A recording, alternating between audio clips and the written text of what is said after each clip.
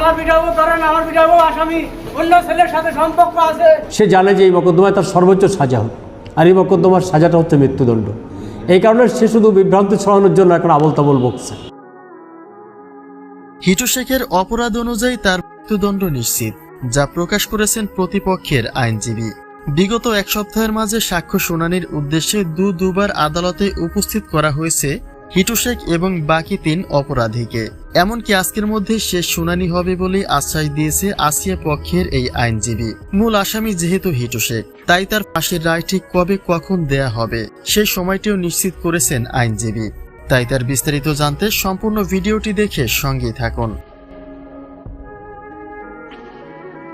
সাক্ষ্য শুনানি শেষে নিজ গন্তব্যে ফেরার পথে হামিদার প্রেমিক প্রসঙ্গে মুখ খুলেছেন হিটু শেখ এবং তার পুত্র সজীব শেখ।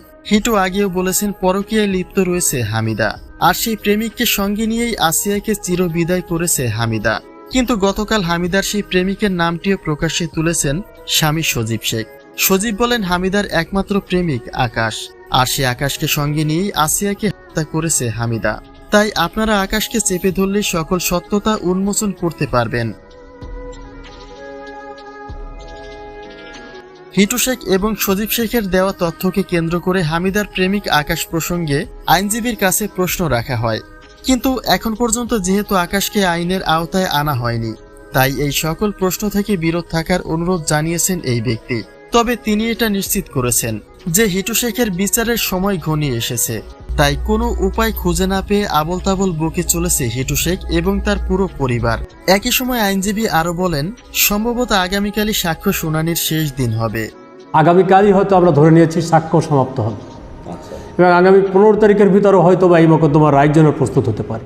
আর যেহেতু 1 মাসের মধ্যেই এসব বিচার কার্যক্রম শেষ করার বিধান রয়েছে, তাই গত মাসের 20 তারিখে এই মামলা তাদের হাতে পৌঁছানোর হিসেব মোতাবেক এই মাসের 20 তারিখের আগেই বিচার কার্যক্রম শেষ হবে।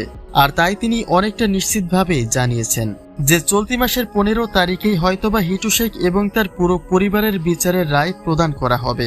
পাশাপাশি এটাও নিশ্চিত করেছেন যে দেশে যদি ন্যায় বিচার বলতে কিছু থাকে, তাহলে নিশ্চিতভাবে হিটু শেখের মৃত্যুদণ্ড দেওয়া হবে।